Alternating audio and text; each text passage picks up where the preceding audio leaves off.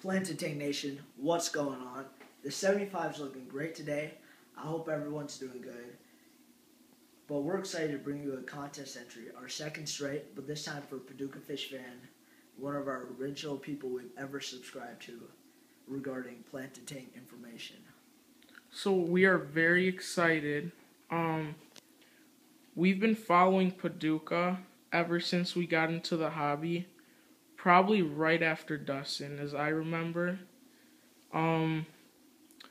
So yeah, I'm excited that we're entering his contest. Hopefully we'll bring you guys good information. We have a unique theme for this video. It's how to make a low-tech tank successful like this one and like my 26, and how it's all about balance. So we want to thank Paducah for all his videos he's brought to us so far, and hopefully he can keep doing that, and we're looking to do the same thing. So let's get into this video.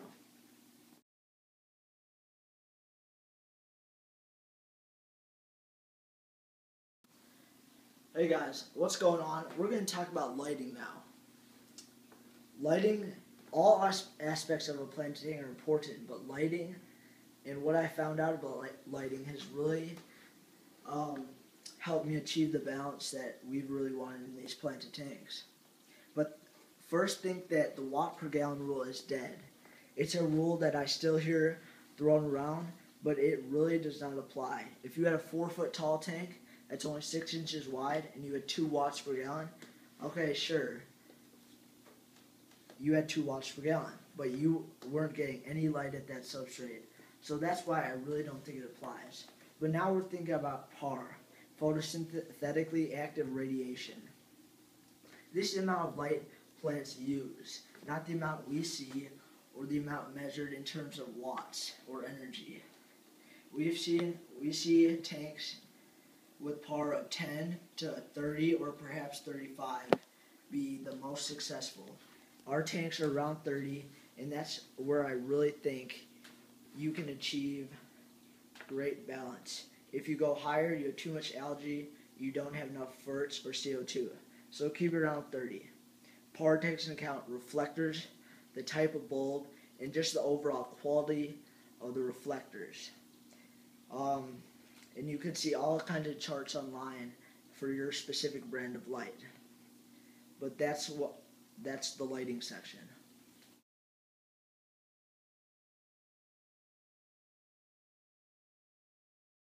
Alright guys, so for your substrate part of your low-tech tank, you want to have a rich substrate because your plants bring in more from their roots than they do from their leaves, especially in a low-tech tank with no CO2, no ferts, and low light.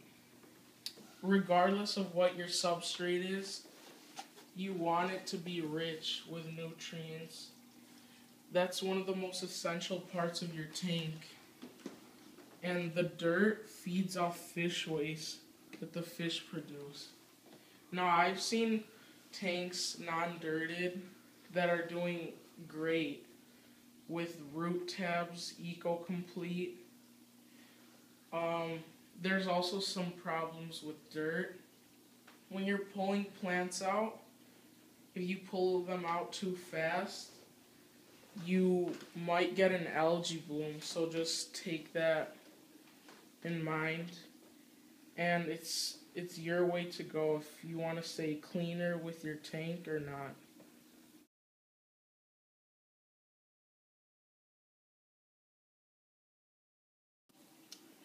Hey guys, this one's about CO2, and this video is about this 75 gallon. And as you know, as you probably know, it doesn't use CO2. So you're thinking, why are we making this slide?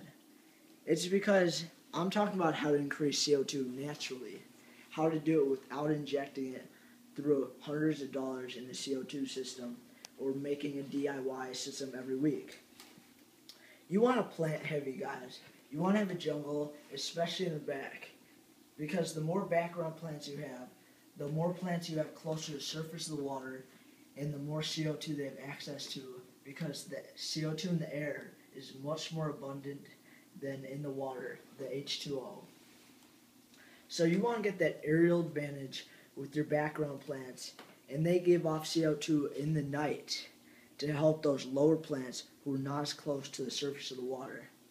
You also want to maintain a surface rippling for the duration of the day and all night to keep that CO2 somewhat equalized from the water and the atmosphere. Like I said, the atmosphere has a lot more CO2 than in the water. The plants release at night, and the fish also respire, and they give off fish waste that gives off some. So you want to have a moderate stock, definitely not overstocked, and maybe a tad understocked, but you definitely want to have fish as well to help you too. But that's the CO2.